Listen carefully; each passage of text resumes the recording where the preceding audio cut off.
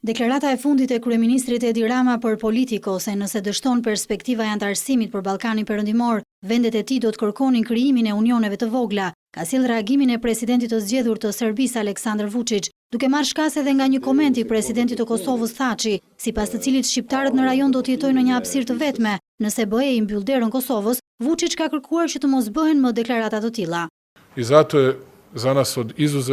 Ne i lusim, po e përsëris. I lusim që me deklaratat të tilla të mos dalin në publik, sepse ato nuk i kontribuojnë marrëdhënieve të mira në rajon dhe as krijimit të atmosferës së bashkëpunimit dhe punës së përbashkët në projekte të rëndësishme. Gjatë një konferencë për shtyp nga Selia e qeverisa i bëri thirrje Bashkimit Evropian të reagojë ndaj këtyre deklaratave.